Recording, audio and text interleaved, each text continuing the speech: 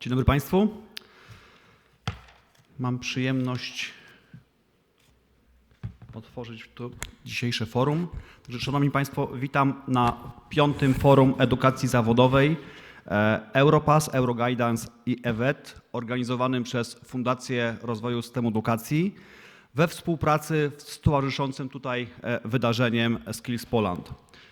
To dzisiejsze spotkanie to łączy w sobie 3 światy. Łączy edukację, doradztwo zawodowe, a także realne potrzeby rynku pracy.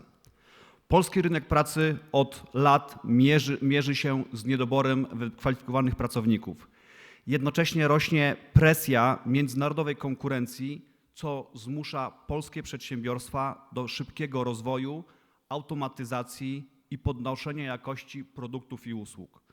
W tej rzeczywistości edukacja zawodowa zyskuje znaczenie strategiczne, bo ona dostarcza kompetencji niezbędnych, by odpowiadać na bieżące i przyszłe potrzeby polskiej gospodarki. Zmiany legislacyjne umożliwiły przedsiębiorcom udział w kształceniu zawodowym.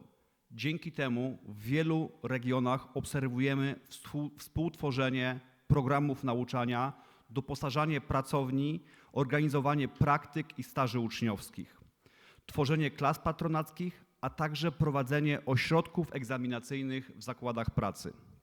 To ważne przykłady współodpowiedzialności pracodawców i rynku pracy za jakość kształcenia.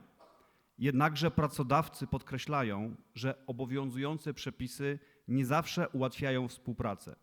Wskazują na zbyt długie procedury i zbyt małą elastyczność, szczególnie gdy chodzi o szybkie reagowanie na nowe technologie i zawody przyszłości.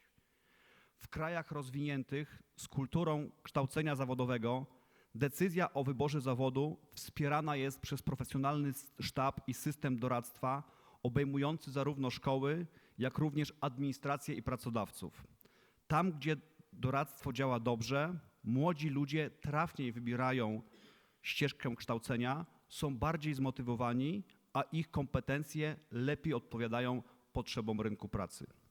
W Polsce ta współpraca dopiero się wzmacnia. Nadal jest zbyt wielu uczniów i rodziców, którzy nie znają możliwości, jakie daje edukacja zawodowa. Wybór kierunku nauki bywa przypadkowy, a decyzja o dalszej karierze podejmowana jest bez wiedzy o trendach i zapotrzebowaniu rynku.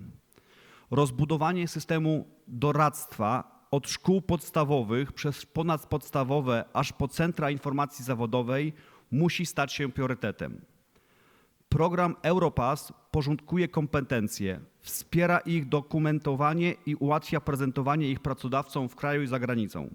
Sieć Euroguidance wspiera doradców szkoły, instytucje rynku pracy i buduje kulturę świadomego wyboru ścieżek edukacyjnych. A wydarzenia takie jak Skills Poland pokazują, jak ogromny potencjał drzemie w edukacji opartej na praktyce i współpracy z pracodawcami. To właśnie tu w Gdańsku widać, że umiejętności są walutą przyszłości.